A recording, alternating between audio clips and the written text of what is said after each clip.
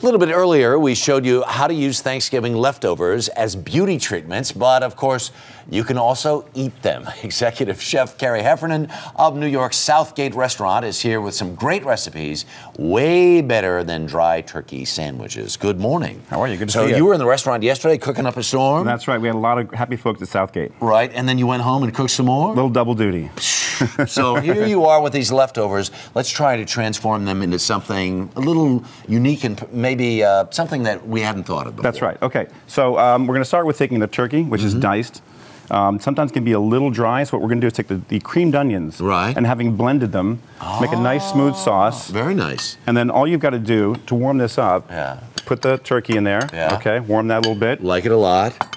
Your vegetables, some of those, same onions perhaps. Sure. Oh, they're the Brussels sprouts. The Brussels Everybody sprouts. was eating Brussels sprouts this year. Brussels sprouts are maligned. I think they're a great vegetable. I think they're making a comeback. A little squash. I'm helping out in that comeback. And some herbs, marjoram and sage. Essentially what that is poultry seasoning. Right. But we have the fresh ones, much more aromatic, beautiful. Ooh, that's rocking. Yeah. I'm not sure I've ever smelled marjoram before. So we're just going to warm that up over the stove, okay? And as that's warming, what we're going to do is take our mashed potatoes, which we formed into these kind of croquettes. So we're making a deconstructed shepherd's pie. See this? So this is cold mashed potatoes. Right. Just form them into a little sort of a, I don't know what you would call that. Croquette. Croquette. Yeah. All right. And you're going to give me a hand if you don't mind. We're going to bread them, put them in the flour first. All right. Okay, very gently. There we go. And then it's going to go into the egg. Egg then. So flour first. Flour, egg. Egg. And then we're going to use... Well, see, I know why you gave me this job. And then right into the panko. Panko is a Japanese breadcrumb that gives this nice, light, crispy exterior. Look at that. That's beautiful. That's gorgeous. Okay. Right. Perfect. And then we're just going to plop that right into the hot oil. Okay, there it goes. That is working. That is beautiful? Really working.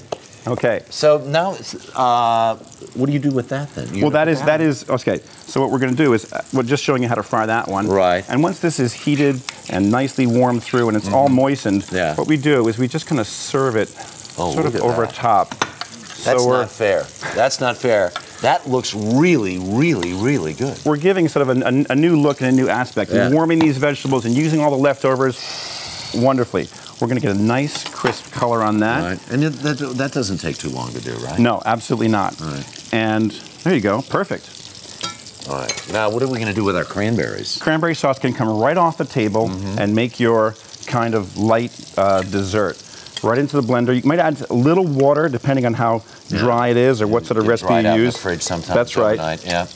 And then you can flavor it. We're using a little orange rind. You could use some of this lovely fresh cinnamon. This is a different kind of... Oh, that's very aromatic and wonderful. Terrific. We even are using some, at Southgate, some fresh herbs in with the dessert. So some tarragon might be nice in there. We'll put a few of those in there. And you'd blend it. And you'd want to run that till it's very, very smooth, very important. All these things, you're blending the cranberry sauce. When you're blending the onions, you want to run it perfect. Right. Thank you. You're welcome.